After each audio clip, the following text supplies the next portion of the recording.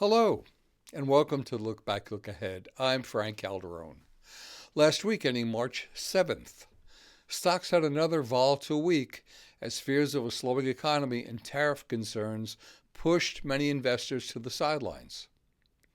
The ISM Manufacturing Index remained in contraction for the second consecutive month and was lower in February than January. Construction spending was weaker than expected, declining 0.2% in February. Both private and residential construction declined.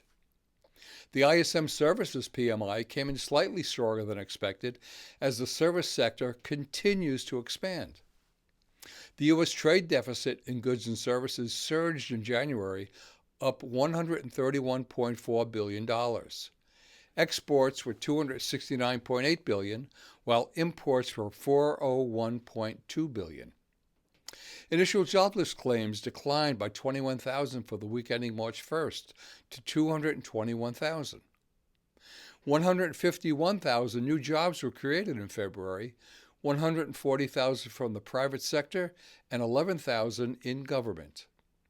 The unemployment rate increased slightly from 4% to 4.1%.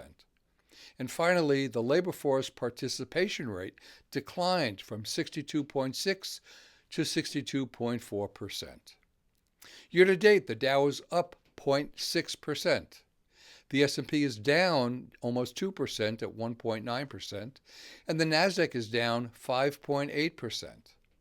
The yield on the 10-year U.S. Treasury bond is 4.32%. Oil closed at $67.06 a barrel. Gold closed at $2,909.34 an ounce, with silver closing at $32.49 an ounce. For this week of March 10th, Tuesday we'll get the NFIB Optimism Index and job openings. Wednesday, the Consumer Price Index, or CPI, and Core CPI will be reported.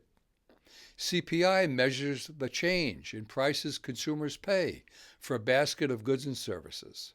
Core CPI excludes food and energy.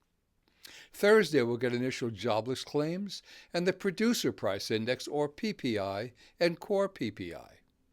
PPI measures the change in prices producers receive for their output. It is a measure of inflation on the wholesale level. And on Friday, consumer sentiment will be reported. And as always, we'll keep a watchful eye on these and any other events that may and will shape the markets.